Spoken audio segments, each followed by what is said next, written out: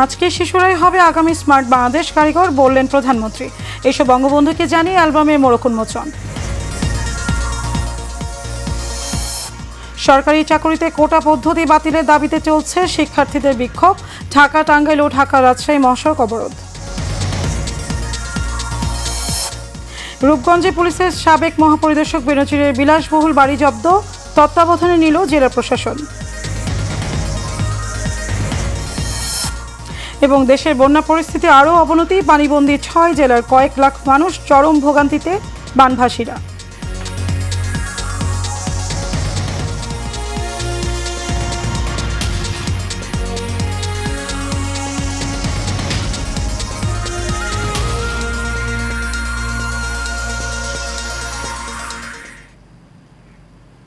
স্বাগত এশিয়ান নিউজে, আপনাদের সাথে আছে আমি মারিয়া বিকো। এতক্ষণ শুনছিলেন বিআরবি কেবল ইন্ডাস্ট্রিজ লিমিটেড সংবাদ শিরোনাম। চলে যাব পুরো সংবাদে। শিশুরাই স্মার্ট বাংলাদেশ গড়বে উল্লেখ করে এখন থেকে সবাইকে সেভাবেই প্রস্তুতি নেওয়ার আহ্বান জানিয়েছেন আওয়ামী লীগ সভাপতি প্রধানমন্ত্রী শেখ হাসিনা। গোপালগঞ্জের গিমটাঙ্গা টুঙ্গিপাড়া মডেল সরকারি প্রাথমিক বিদ্যালয়ে বঙ্গবন্ধু কর্নার উদ্বোধনে ও এসব বঙ্গবন্ধু জানি অ্যালবামের মোড়ক উন্মোচন অনুষ্ঠানে এসব কথা বলেন তিনি। টুঙ্গিপাড়া থেকে নূর মোহাম্মদ ভুইয়ার রিপোর্টে জানাচ্ছেন কাউসার আহমেদ।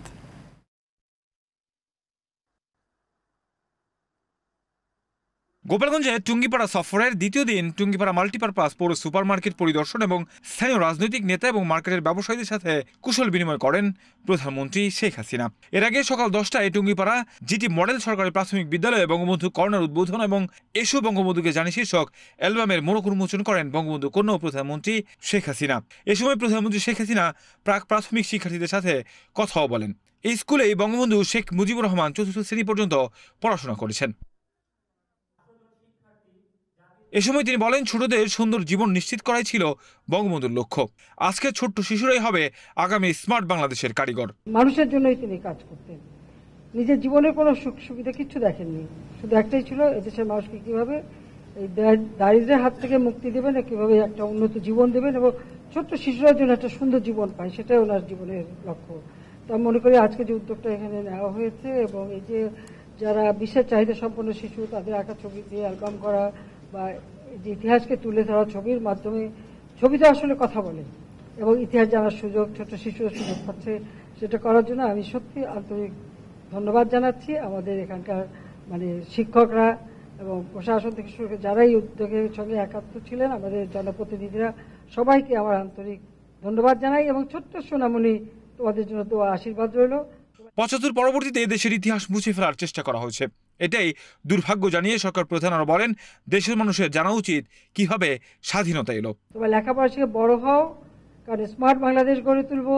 সেই বাংলাদেশে তো তোমরাই হবে আসল স্মার্ট, যা দেশ চালাবে, তাই না? তোমাদের মাঝ থেকে হয়ে আসবে আমার তো প্রধানমন্ত্রী, মন্ত্রী, বড় বড় জায়গায় যাবে, গবেষণা করবে, বিজ্ঞানী হবে। আমরা একসময় চাঁদেও যাব, কোনো চিন্তা নাই। কাজে সবাইকে সেই এখন থেকে সেভাবে প্রস্তুতি নিতে হবে, পড়াশোনা করতে হবে।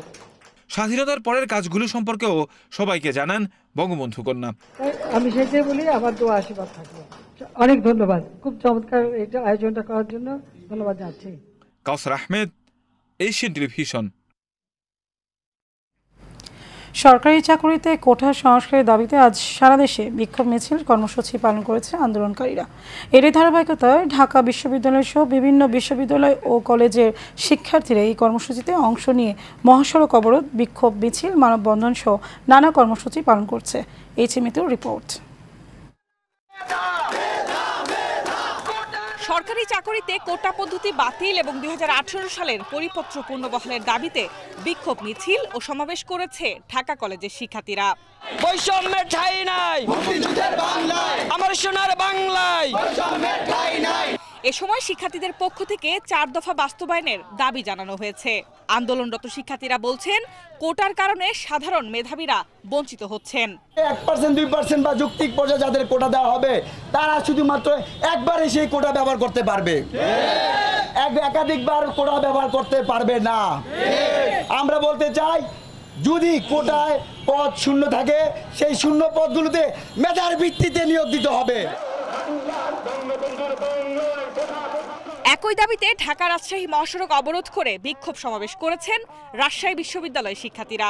এ সময় দ্রুত কোটা সংস্কার করে সাধারণ শিক্ষার্থীদের কর্মসংস্থানের সুযোগ করে দেওয়ার দাবি জানান তারা। এদিকে কোটা সংস্কার ও কর্মসংস্থানের দাবিতে ব্রাহ্মণবাড়িয়া প্রেস ক্লাবের সামনে মানববন্ধন করেছে সাধারণ শিক্ষার্থীরা।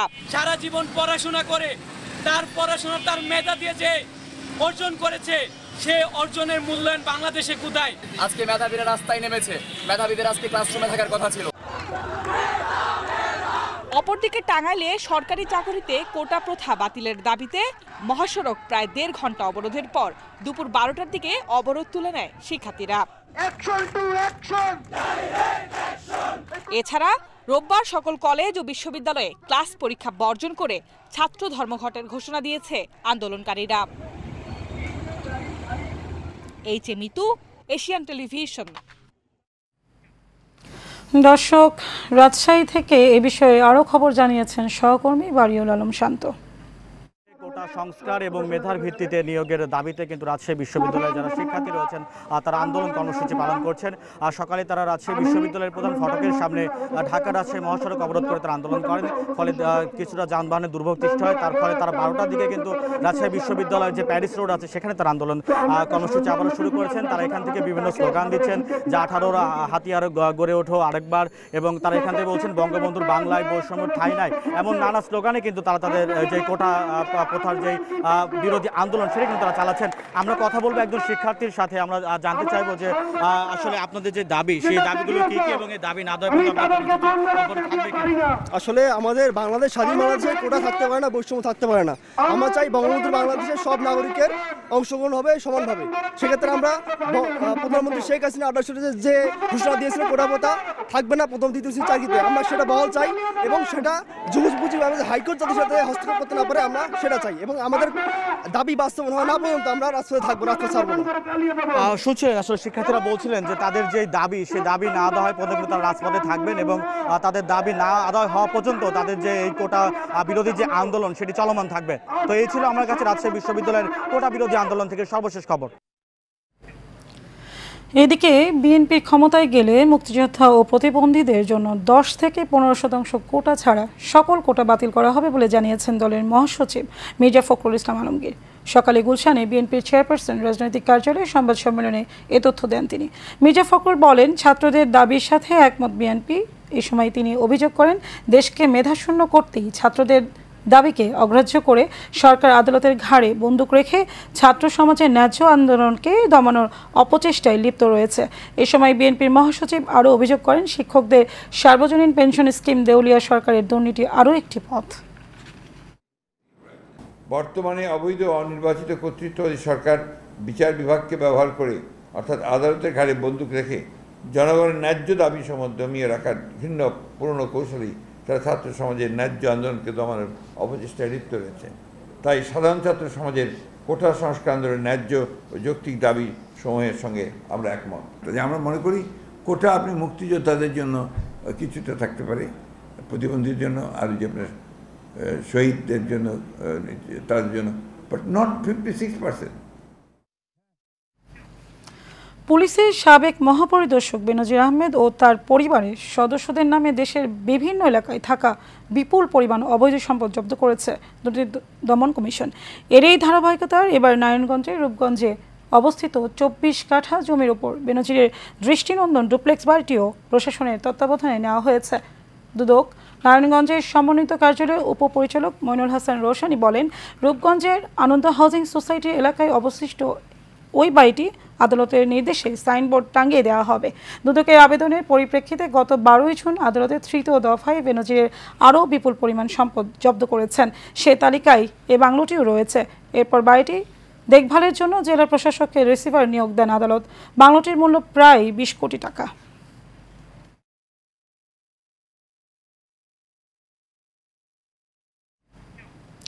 দর্শক, নারায়ণগঞ্জের সাবেক আইজিপি বেনজির আহমেদের বাড়িটি প্রশাসনের তত্ত্বাবধানে নেওয়া হচ্ছে। সেখানে আছেন সহকর্মী হাবিবুর রহমান। তার কাছ থেকে জানবো সেখানকার সর্বশেষ পরিস্থিতি। হাবিব, বেনজির আহমেদের বাড়িটি প্রশাসনের তত্ত্বাবধানে নেওয়ার প্রক্রিয়া কতদূর? এ বিষয়ে কি তথ্য আছে আপনার কাছে? আজ সকাল থেকে আমরা নারায়ণগঞ্জের রূপগঞ্জের এই জায়গায় অপেক্ষা করছি। আনন্দ হাউজিং এর এই যে আমার পেছনের যে আলিশান বাড়িটি দেখছেন লাল রঙের, এটা হচ্ছে সাবেক পুলিশ প্রধান বেনজির আহমেদের রিসোর্ট, দ্বিতল বিশিষ্ট একটা ডুপ্লেক্স বাড়ি। এটা 20 কাঠা জায়গার উপরে প্রায় 30% জায়গা নিয়ে এই বাড়িটি করা হয়েছে। এখানে উনি প্রায়শই আসতেন এবং বিভিন্ন রকম কর্মকাণ্ড করতেন বলে আমরা জানতে পেরেছি। এখানে কিছুক্ষণ আগে আমরা জেলা প্রশাসন থেকে লোকজন এসেছেন, দুদকের লোকজনের অপেক্ষায় আছে। আসলে এটা আনুষ্ঠানিকভাবে তারা ক্রোক করে তারা আদালতের নির্দেশে জেলা প্রশাসনকে বুঝিয়ে দেবেন। আমরা যতটুকু জানতে পারছি অতিরিক্ত জেলা প্রশাসক রাজস্ব ওনাকে প্রদান করে দায়িত্বটি বুঝিয়ে দেওয়া হবে। আমি যদি আপনাকে একটু বাড়িটি দেখাই, যে আসলে এখানে যে অংশটুকু বলা হচ্ছে, এই যে সামনের যে বাড়িটি দেখা যাচ্ছে, এখানে মূলত রূপগঞ্জের আশেপাশে তেমন কোনো এই জায়গাটা ফাঁকা থাকলেও এখানে একটা আলিশান বাড়ি তৈরি করা হয়েছে এবং এখানেই তার কার্যক্রম চলতেন। এখানে যেসব বাড়িতে যেসব সম্পত্তির উপরে তত্ত্বাবধায়ক নিয়োগের আসলে নির্দেশ দেওয়া হচ্ছে সেগুলো হচ্ছে নারায়ণগঞ্জ রূপগঞ্জের আনন্দ হাউজিংয়ের 6 কাঠার 4টি প্লট, তাছাড়া আছে সাবানা ইকো পার্কের প্রাইভেট লিমিটেড নামে রেজিস্ট্রি করা গুলশানের কিছু জায়গা, বিভিন্ন রকম কিছু যে দেওয়া হয়েছে। এর মধ্যে নারায়ণগঞ্জের এই অংশটুকু রয়েছে।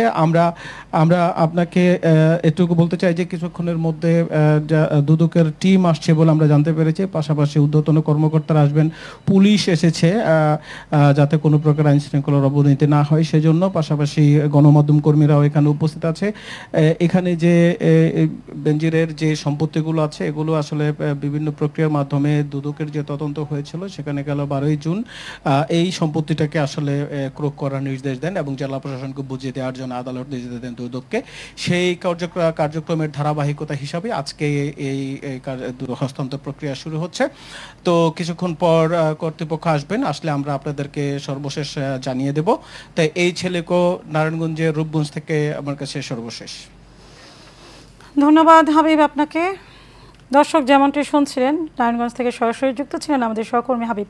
চলে যাব অন্য প্রসঙ্গে। টানা বৃষ্টির কারণে দেশে বন্যা পরিস্থিতি আরও অবনতি হয়েছে। 6 জেলার কয়েক লাখ মানুষ পানিবন্দী। বন্যা পূর্বাভাস ও সতর্কীকরণ কেন্দ্র বলেছে আগামী 2-1 দিনেও পরিস্থিতি আরও অবনতি হতে পারে। এদিকে বিশুদ্ধ পানির সংকটে পড়েছেন দুর্গত এলাকার মানুষ। প্রতিনিধিদের তথ্য ও ছবিতে আরও জানাচ্ছেন আরভি ইসলাম হিমু। কয়েকদিনের টানা ভারী বৃষ্টিপাত ও উজান থেকে নেমে আসা ঢলে নদ নদীর পানি বৃদ্ধি অব্যাহত রয়েছে। এতে 6 জেলায় বন্যা পরিস্থিতির কিছুটা অবনতি হতে পারে। এদিকে বিশুদ্ধ পানি ও শুকনো খাবারের সংকটে মানবেতর জীবন যাপন করছেন অনেকেই। পানি বৃদ্ধি পাওয়ায় নদীর তীরবর্তী বাসিন্দাদের মধ্যে আতঙ্ক দেখা দিয়েছে। গৃহপালিত গরু ছাগল নিয়ে বাঁধে আশ্রয় নিয়েছেন তারা। খাবার পানি নাই, গরু ছাগলের খাবার নাই, মানুষের খাবার নাই, কোনো কিছু কইরা পাচ্ছি না, আর কি খা থাকমু। এই পানির জন্য আমাদের স্কুল বন্ধ দিয়েছে। আমার ঘরের ভিতরে 1 কুমুর পানি, খাট ডুবে গেছে, থাকা যাচ্ছে না। খাওয়াতে নিজের খাওয়ার সমস্যা, এলে আন্দাবাড়ি করার সমস্যা, মনে করেন যে সব কিছু সমস্যা। বিভিন্ন এলাকার বসতবাড়ি, ফসলি জমি এবং শিক্ষা প্রতিষ্ঠানে বন্যার পানি প্রবেশ করেছে।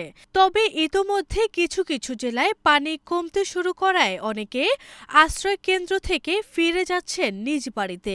কষ্টের জন্য তো স্কুল ফিরতে যাচ্ছি না, তো বাড়ি ঘর ছাইরে কেউ স্কুল ফিরতে তাইসে থাকে।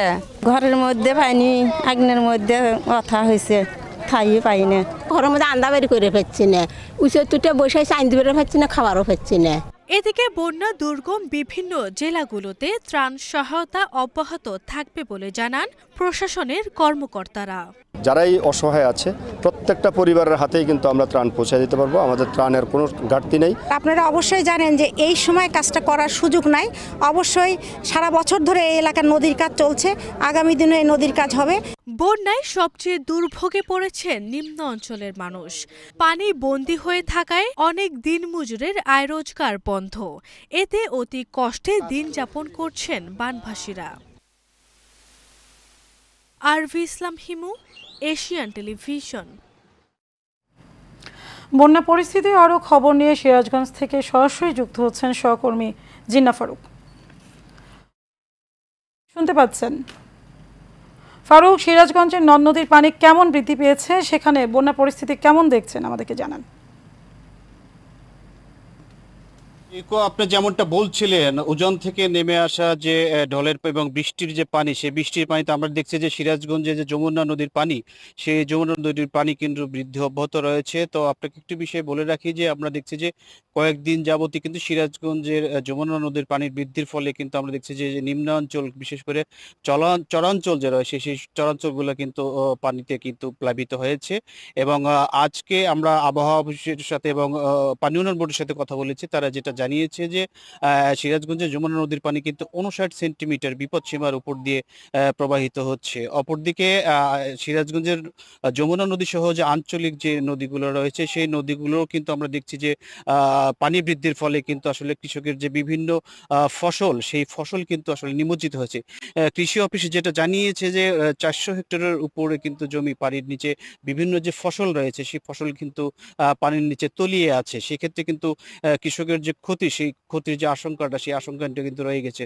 অপরদিকে জেলা শিক্ষা এবং অফিসারের সাথে কথা বলেছে, তিনি যেটা জানিয়েছে যে বিভিন্ন যে শিক্ষা প্রতিষ্ঠান রয়েছে, সেই শিক্ষা প্রতিষ্ঠানগুলোতে পানি ওঠার কারণে কিন্তু তারা আসলে বিকল্প পন্থায় কিন্তু তারা কিন্তু পাঠদানের যে প্রস্তুতি, সেই প্রস্তুতি কিন্তু গ্রহণ করেছে। তো এখনো আমরা দেখছি যে পানি বৃদ্ধি অব্যাহত থাকার কারণে যে বিশেষ করে গাজীপুর, সিরাজগঞ্জ সদর, বেলকুচি এবং চৌহালির যে নিম্নাঞ্চল রয়েছে এবং প্লাবিত যে অঞ্চল রয়েছে, সেই অঞ্চলের মানুষগুলো কিন্তু আমরা দেখছি যে বেশ মানবেতর জীবনযাপন করছে। অপরদিকে আমরা জেলা প্রশাসনের সাথে কথা বলেছি, তারা যেটা জানিয়েছে যে আসলে বন্যা দুর্গত মানুষের যে সার্বিক যে সহযোগিতা, সেই সহযোগিতা কিন্তু অব্যাহত রয়েছে।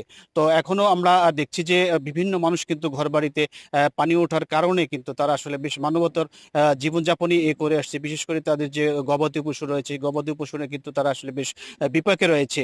অপরদিকে জেলা প্রশাসনের পক্ষ থেকে কিন্তু আমরা দেখছি যে বন্যা দুর্গত যারা আছেন তাদের কিন্তু সার্বিক সহযোগিতা করে যাচ্ছে। এবং আপনাকে আরেকটি বিষয় বলে রাখি, সিরাজগঞ্জে যে যমুনা নদীর যে 184 কিলোমিটার যে বাঁধ রয়েছে, সেই বাঁধ কিন্তু আমরা দেখছি যে বেশ ঝুঁকির মধ্যে রয়েছে কিছু অংশে। সেই দিকটা কিন্তু পানি উন্নয়ন বোর্ড সার্বক্ষণিক দেখভাল করছেন। অপরদিকে সার্বিকভাবে বন্যা দুর্গত মানুষের জন্য জেলা প্রশাসনের পক্ষ থেকে সার্বিক প্রস্তুতি রয়েছে।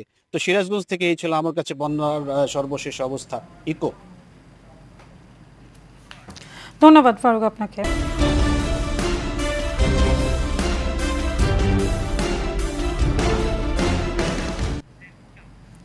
বাণিজ্য প্রতিমন্ত্রী আহসানুল ইসলাম টিটু বলেছেন, দেশের সকল জেলা, উপজেলা হাসপাতাল এবং মেডিকেল কলেজ হাসপাতালগুলোতে জনগণের উন্নত চিকিৎসা সেবা নিশ্চিতের জন্য সরকার উদ্যোগী হয়েছে। হাসপাতালগুলোতে কি কি ত্রুটি আছে তা চিহ্নিত করা হচ্ছে। তিনি আজ টাঙ্গাইল জেলার স্বাস্থ্যসেবার মান উন্নয়নের লক্ষ্যে অনুষ্ঠিত মত বিনিময় সভায় প্রধান অতিথির বক্তব্যে একথা বলেন। হাসপাতালগুলোতে কর্মরত চিকিৎসক, নার্স সহ সকলকে রোগীদের প্রতি আরও আন্তরিক হবার আহ্বান জানান বাণিজ্য প্রতিমন্ত্রী।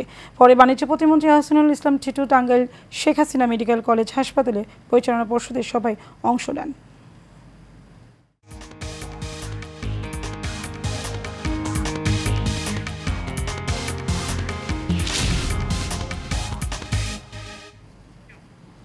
এবারে আন্তর্জাতিক প্রসঙ্গ। ইরানের পরবর্তী প্রেসিডেন্ট নির্বাচিত হয়েছেন মাসুদ পেজেশকিয়ান। দেশটির প্রেসিডেন্ট নির্বাচনের দ্বিতীয় দফায় ভোটে সংস্থারপন্থী প্রার্থী মাসুদ পেজেশকিয়ানের কাছে অতি রক্ষণশীল প্রার্থী সাইদ জলিলি পরিচিত হয়েছেন। আজ দেশটির স্বরাষ্ট্র মন্ত্রণালয় এ তথ্য দিয়েছে। ইরানের ইলেকটোরাল কর্তৃপক্ষের মুখপাত্র মোহসেন ইসলামের উদ্ধৃতি দিয়ে সরকারি বার্তা সংস্থা ইরান জানায়, মোট 3 কোটি ভোট গণনার পর দেখা গেছে মাসুদ পেজেশকিয়ানের পক্ষে 1,60,00,000 এবং সাইদ জলিলির পক্ষে 1,30,00,000 ভোট পড়েছে।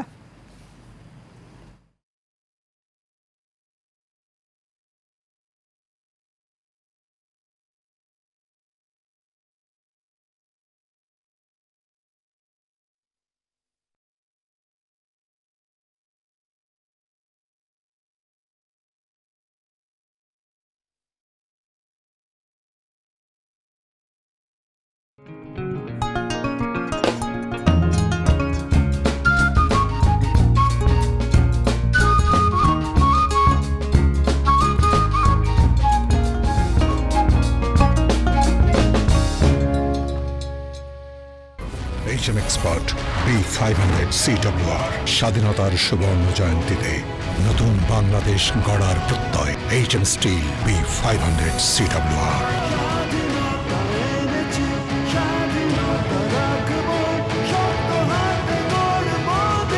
HM steel. চট্টগ্রামে বঙ্গবন্ধু সৈনিক লীগ সদরঘাট থানা আহ্বায়ক কমিটি অনুমোদন প্রকল্পে একমত বিনিময় সভা অনুষ্ঠিত হয়েছে। নগর কমিটির সাধারণ সম্পাদক মোহাম্মদ মামুনুর রশিদের সভাপতিত্বে এতে প্রধান অতিথি হিসেবে উপস্থিত ছিলেন বাংলাদেশ আওয়ামী লীগের চট্টগ্রাম মহানগরের উপদেষ্টা বীর মুক্তিযোদ্ধা শেখ মাহমুদ ইসহাক।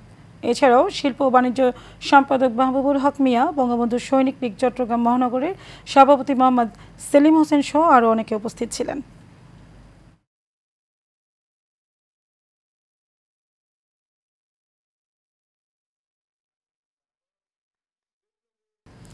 শেষ করবো এশিয়া নিউজ। তার আগে বিআরবি কেবল ইন্ডাস্ট্রিজ লিমিটেড সংবাদ শিরোনাম জানাবো আরও একবার।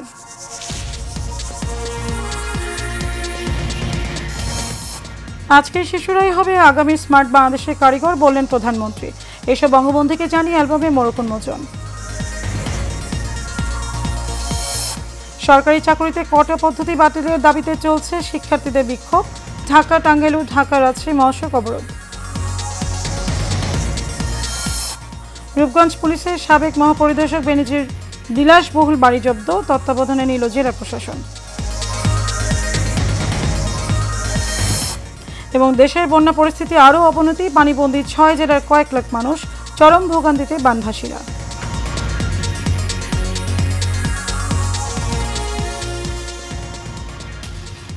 দর্শক, এই ছিল আমাদের এতক্ষণকার আয়োজন। আমাদের পরবর্তী সংবাদ দেখার আমন্ত্রণ রইল। ধন্যবাদ সবাইকে।